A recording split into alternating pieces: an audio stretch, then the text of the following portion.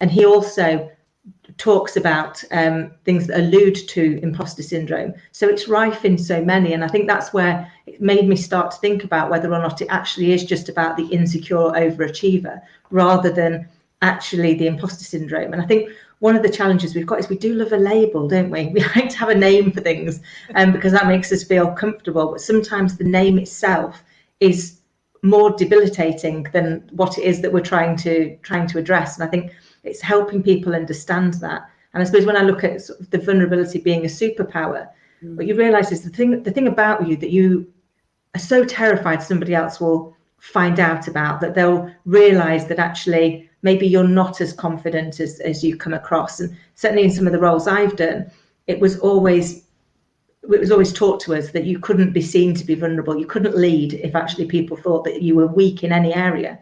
And I was like, that's so hard, because actually that's what's driving our despair and compare culture, because we only ever put our best version of ourselves out there. You know, we don't rush out and take a photograph of the time I burnt dinner, or the fact that I was up all night with a 2-year-old and the no makeup selfie. So you only ever put out your best version. So the rest of the world is then looking at the best version of each other and thinking that's reality.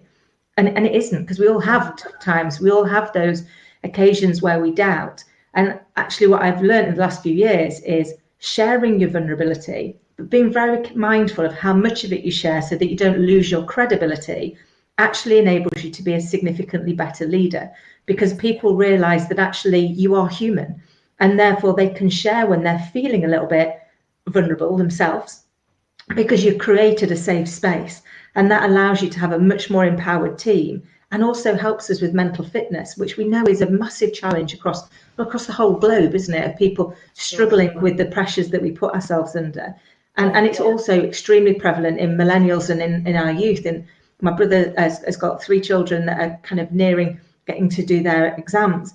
And there's the anxiety that them and their friends feel that if they make the wrong choice now, that's going to be it for life.